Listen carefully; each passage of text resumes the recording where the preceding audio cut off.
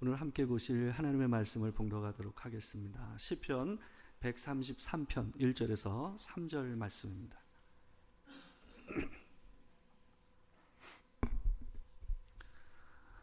세 절이기 때문에 우리 처음부터 끝까지 다 같이 함께 봉독하도록 하겠습니다. 시작. 보라, 형제가 연합하여 동거함이 어찌 그리 선하고 아름다운고, 머리에 있는 보배로운 기름이 수염 곧 아론의 수염에 흘러서 그의 옷깃까지 내림 같고, 헐몬의 이슬이 시온의 산들에 내림 같도다. 거기서 여호와께서 복을 명령하셨나니 곧 영생이로다. 아멘. 오늘은 시편 133편 1절에서 3절 말씀을 가지고 형제가 연합하여 동거함이라는 제목으로 하나님의 말씀을 전하도록 하겠습니다. 오늘 시는 성전에 올라가는 노래가 15개의 시인데 그 중에서 14번째 시입니다. 다윗이 지은 시로 알려져 있고요. 다윗은 이 원근 각처에서 그리고 각 모든 지파에서 성전에 올라와서 하나님 앞에 명절을 지내고 함께 예배하고 함께 말씀을 나누고 기도하고 또한 음식을 나누며 하나님 앞에 이 즐거워하는 하나님의 백성들을 바라보면서 이 시를 짓고 있습니다.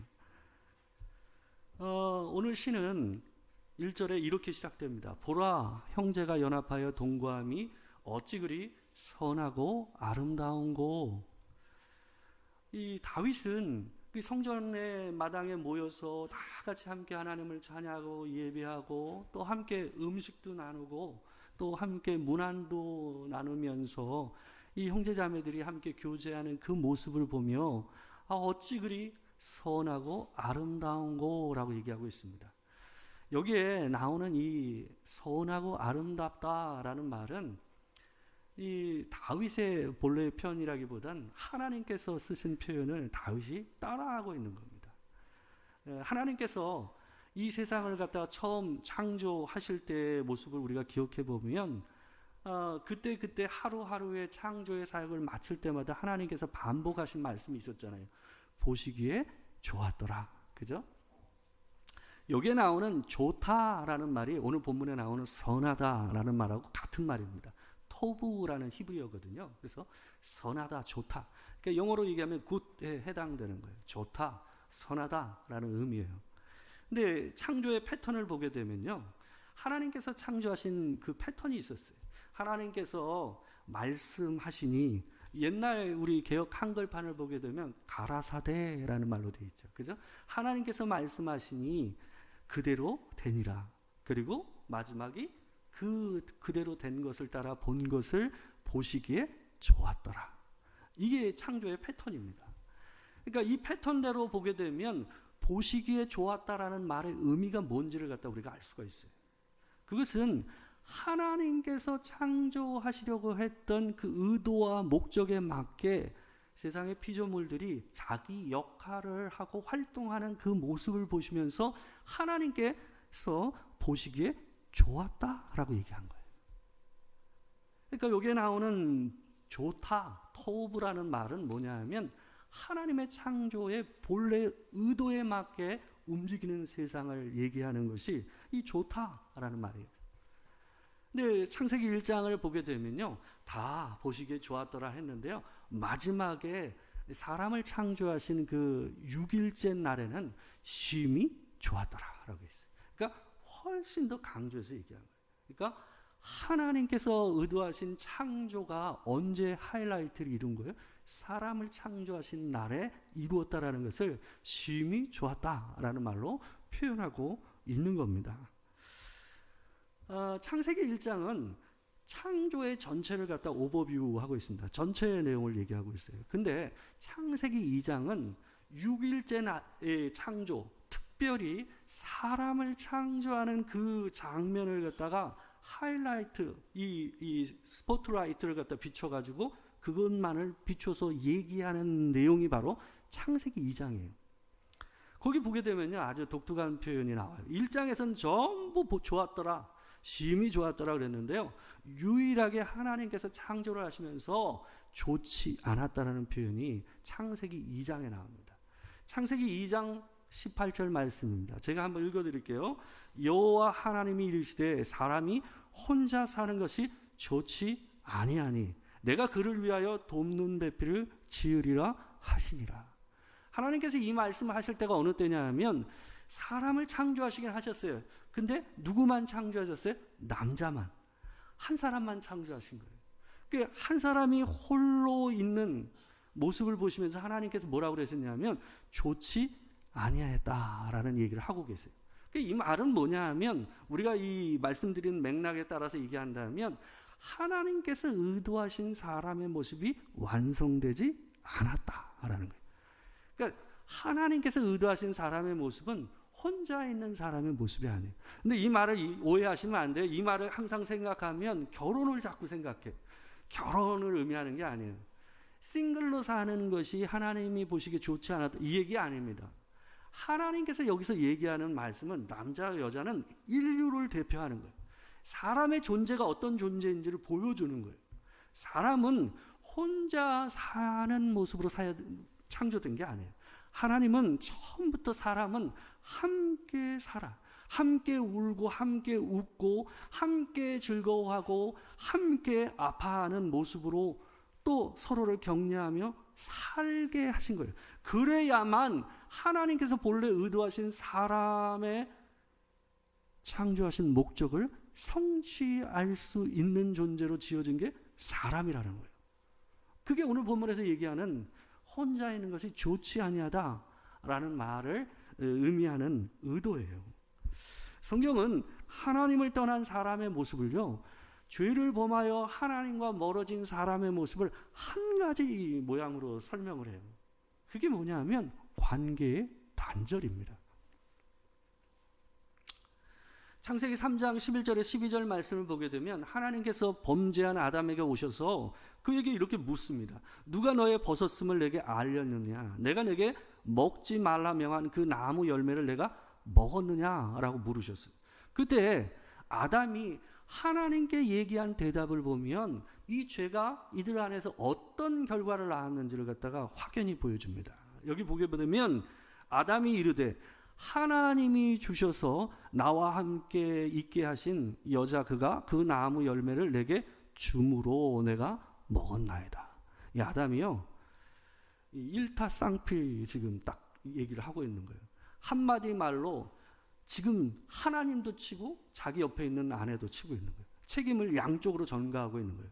그러니까 하나님이 주셔서 나와 함께하게 하신 여자 그가 그 나무 열매를 내게 줌으로. 이게 성경에서 얘기하는 사람의 죄의 결과예요. 뭐예요? 관계의 단절이에요.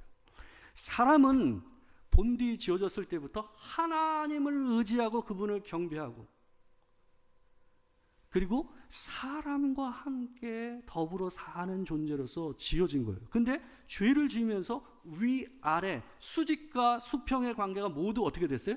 깨진 거예요. 성경에서 얘기하는 죄는 관계의 단절이라는 의미로 얘기를 하고 있는 겁니다. 다윗은 그런데 이 명절에 함께 이 성전에 모여서 하나님을 함께 예배하고 찬양하며 함께 문안하고 하나님 앞에서 고기를 먹으며 음식을 먹고 기뻐하고 즐거워하는 이 하나님의 백성들의 모임을 보면서 다윗은 뭘 본 거예요?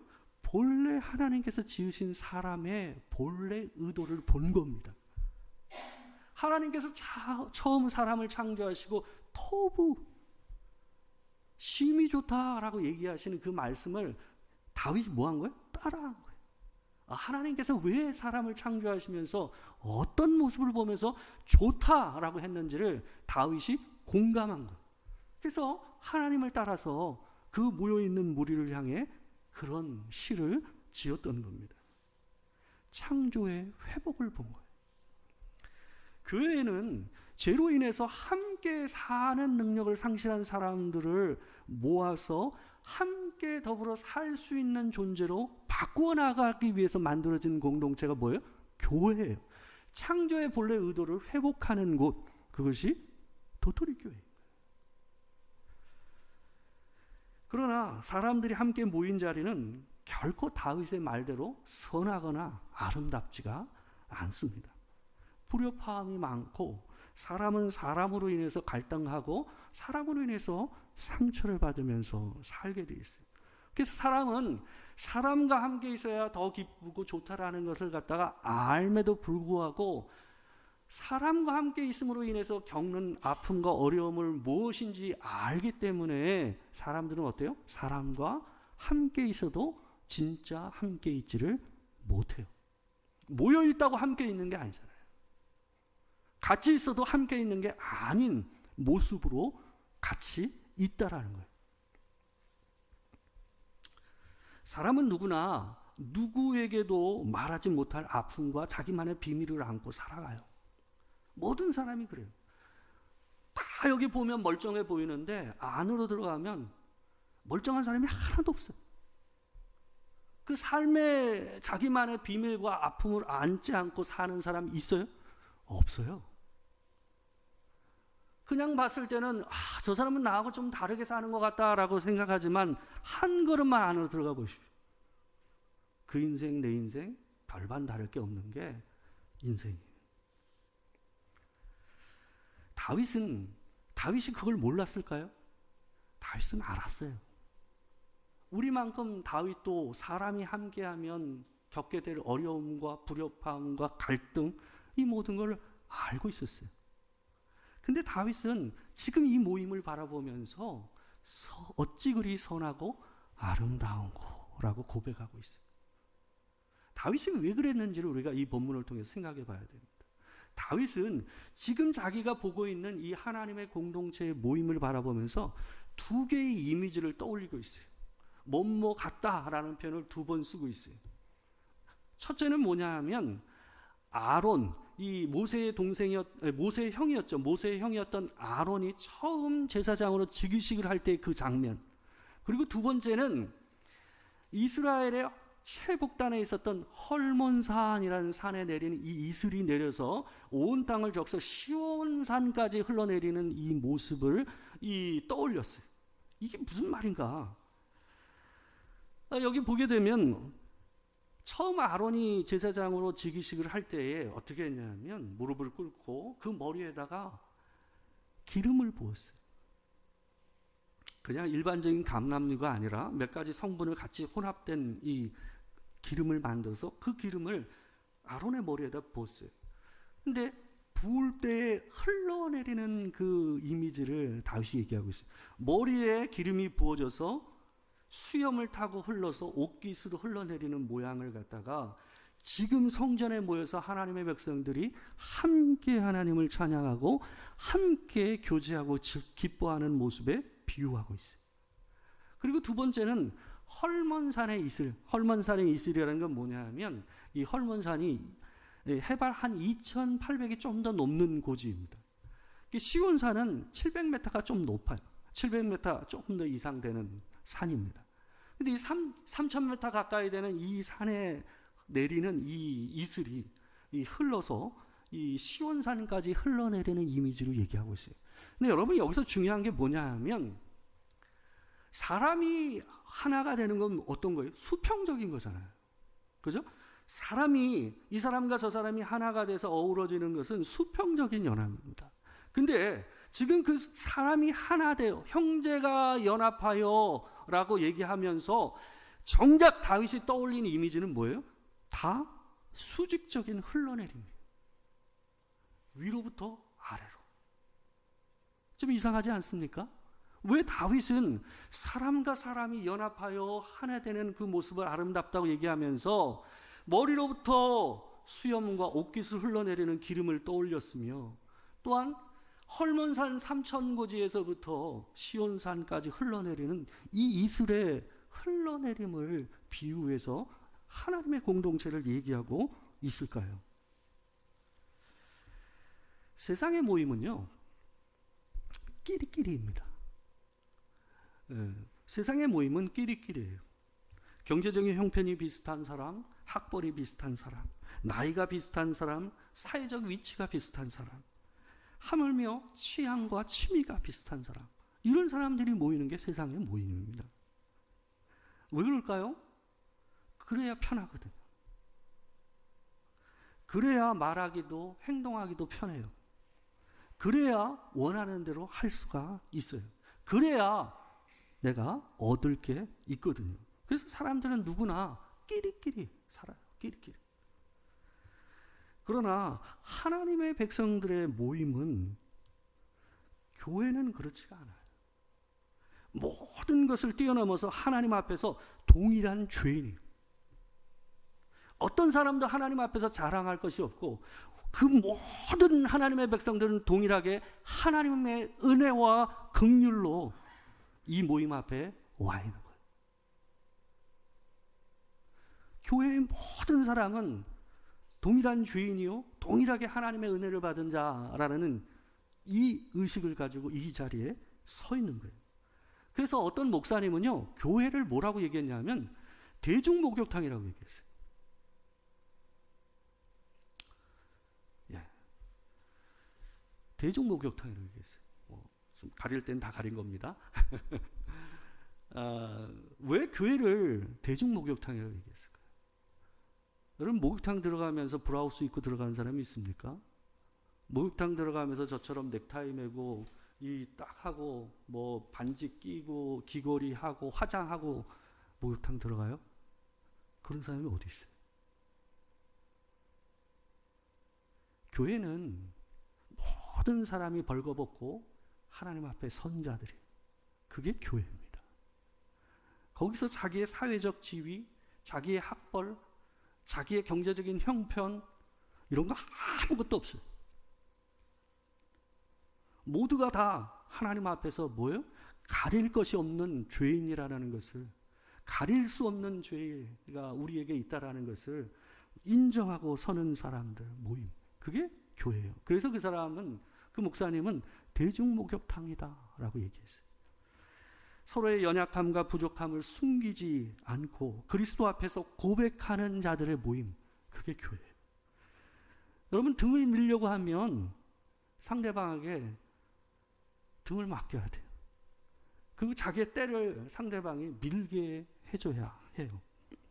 뭐 박사든 사장이든 건물주든 노인이든 아이든 남자든 여자든 관계없이 모든 사람이 어때요? 때가 달라요? 다 똑같죠. 벌거벗으면 다 똑같은 거예요. 그게 교회예요.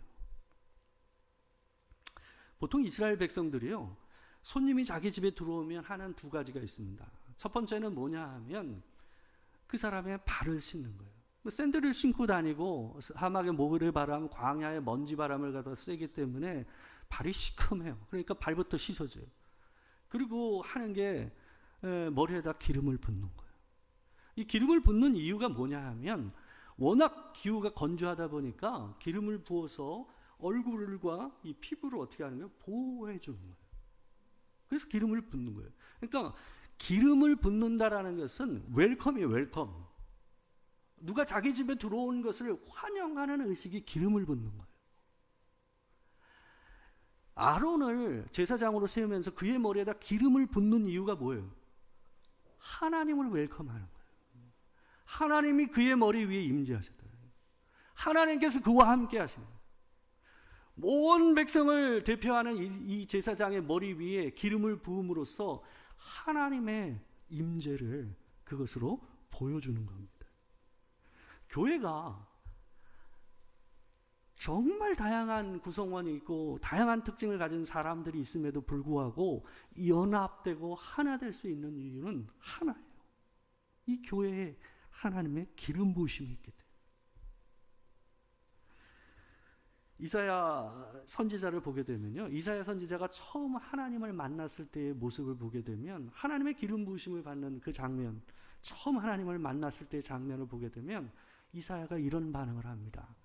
우리 같이 한번 읽어보겠습니다. 자, 시작. 그때에 내가 말하되 화로다 나여 망하게 되었도다. 나는 입술이 부정한 사람이요 나는 입술이 부정한 백성 중에 거주하면서 만군의 여호와이신 왕을 배웠음이로다 하였더라. 그때에 그 스랍 중에 하나가 부젓가락으로 제단에서 집은 바 핀 숯을 손에 가지고 내게로 날아와서 그것을 내 입술에 대며 이르되 보라 이것이 내 입에 닿았으니 내 악이 제하여졌고 내 죄가 사하여졌느니라 하더라. 보세요. 하나님을 만난 자, 그분의 임재의 영광을 경험한 자가 보이는 반응을 두 가지가 다 나와요. 여기. 첫 번째는 뭐예요? 자기가 죄인임을 고백하는 거예요. 내가 부정한 자라고 고백할 수밖에 없는 거예요. 그게 뭐예요? 그게 벌거벗는 거예요. 나의 죄와 나의 연약함을 내 스스로 가렸던 그 모든 것이 하나님 앞에 뭐 하는 거예요? 벗겨지는 일을 경험하는 거예요. 그게 내가 죄인입니다 라는 고백 안에 모든 게 들어가 있어요. 그리고 벌거벗겨진 존재가 예수 그리스도의 보혈의 은혜로 하나님의 의의 옷을 입혀주시는 일을 일어나는 거예요. 그래서 뒤에 뭐라 그럽니까? 보라 이것이 내 입에 닿았으니 내 악이 제하여졌고 내 죄가 사하여졌느니라. 모든 사람들이 하나님 앞에서 자기의 죄를 고백하고 모든 사람들이 하나님 앞에서 용서를 받아 가려지는 은혜를 입은 공동체, 교회예요. 그래서 교회는 그 모든 다양성과 이 뛰어넘기 쉽지 않은 갭들을 뛰어넘어서 연합이 되고 하나가 되는 겁니다. 벌거벗겨지는 거예요. 교회는 어떤 면에서는 가장 보편적인 끼리끼리가 모여 있는 거예요. 뭐요? 우리 모두가 죄인이에요. 그리고 우리 모두가 하나님의 은혜로 용서를 받았다라는 보편적인 은혜. 그것으로 인해 교회는 하나가 되는 겁니다. 교회가 다툼이 많고 하나 되지 못하는 이유는 하나입니다. 그 교회에 하나님의 임재하심과 기름 부으심이 부족하거나 없기 때문에 하나님의 그 기름 부으심 앞에서 이사야처럼 내가 죄인입니다 라는 고백이 흘러나오고 내가 하나님의 은혜로 삽니다 라는 고백이 흘러나오는 교회에서는 가릴 게 없거든요. 숨길 게 없거든요. 고백은 그 은혜 앞에서 튀어나오는 게 고백이에요. 목욕탕에서 옷 벗지 않고 들어갈 수 있는 사람이 있습니까? 헐몬산의 이슬이 어떻게 200km나 떨어져 있는 예루살렘의 시온산까지 흘러올 수 있냐는 말이에요. 이스라엘은요 4월에서 8월까지 비가 거의 오지 않습니다. 이스라엘의 1년 강수량이 300mm가 되지가 않아요. 근데 헐몬산에 내리는 이슬이 1년에 1300mm가 내려요. 1년 강수량의 몇 배입니까? 이슬이 한 방울 한 방울일 때는 어때요? 이 뜨거운 사막 바람에 의해서 한순간에 말라버리죠. 근데 그 작은 이슬들이 모이고 모여서 어떻게 되는 거예요? 그 이슬이 다 뭉치니까 흘러내리는 거예요. 큰 물줄기가 돼서 온 대지를 적시는 거예요. 4월에서 8월까지 물 한 방울 내리지 않는 그 땅에 유일한 젖줄이요, 생명줄이 뭐예요? 헐몬산에 내리는 그 이슬이. 교회가 그렇다라는 거예요. 교회가 홀로 있으면 마를 수밖에 없는 존재가 성도예요. 근데 우리가 하나하나 함께 모여서 함께 살면 어떻게 된다는 거예요? 온 땅을 적셔줄 수 있는 생명의 젖줄과 같은 물줄기가 될 수 있다는 게 다윗의 고백인 겁니다. 우리 한 사람 한 사람은 약하지만 하나님께서 우리를 하나 되게 하시면 그 안에 생명이 있습니다. 그래서 오늘 본문을 보게 되면 시편 133편 3절을 보게 되면 이렇게 나와요. 거기서 여호와께서 복을 명령하셨나니 곧 영생이로다. 거기가 어디입니까? 1절에서 얘기하는 데가 아니에요. 형제가 연합하여 동거함이라고 얘기되는 그곳에서 하나님께서 뭐를요? 영생을 주셨다라고 얘기하고 있는 거예요. 영생, 구원이라는 것은 나 혼자 예수 믿고 구원받는 것 그거 아닙니다. 성경에서는 사람이란 존재 자체가 함께 사람이 되는 것이기 때문에 구원도 뭐예요? 함께 하나 되어야 그 구원이 성취되는 것을 얘기되는 거예요. 그래서 하나님께서 교회로 우리를 부르신 겁니다. 우리가 얼마나 미숙하고 부족한지 압니다. 서로의 아픔에 대해서 공감하지 못하는 부분, 또 내 아픔을 그리스도로 인하여 고백하지 못하는 부분, 많이 우리가 부족하죠. 그렇지만 우리가 그리스도 안에서 함께 헐몬산의 이슬처럼 뭉치고 하나 되면 거기서 하나님께서 영생의 복을 선포하신다고 말씀하고 있습니다. 홀로 살지 마시고 하나님께서 주시는 은혜를 따라 이 공동체에서 때로는 아픔도 눈물도 또 내 기쁨과 자랑도 함께 나누는 이 공동체가 되시기를 주의 이름으로 축원합니다. 우리 함께 기도하겠습니다. 사랑하는 주님, 때로는 광야와 같고 물 한 방울 내리지 않는 메마른 땅에 서 있는 것 같은 우리의 인생입니다. 하나님, 그렇지만 주께서 우리를 깨닫게 하시고 우리를 구원하셔서 이 도토리 교회라는 교회 안으로 부르셨습니다. 하나님, 우리가 홀로 있을 땐 작은 이슬에 불과하지만 우리가 함께 있으면 온 땅의 생명의 젖줄이 될 줄 믿습니다. 하나님, 우리의 연약함과 아픔, 눈물과 기쁨, 자랑까지 함께 나누며 기뻐하고 슬퍼하고 격려하며 함께 살아가는 우리가 되게 하여 주시옵소서. 지금 우리 주 예수 그리스도의 은혜와 아버지 하나님의 크신 사랑과 성령의 교통하심이 진실로 하나님을 의지하고 또한 하나님께서 함께 부르신 형제와 자매들과 하나 되어 함께 기뻐하고 함께 웃고 함께 울 수 있는 하나님의 공동체를 세워가기를 소망하는 이 자리에 있는 모든 성도들 가운데 지금부터 영원토록 함께 하시기를 축원하옵나이다. 아멘.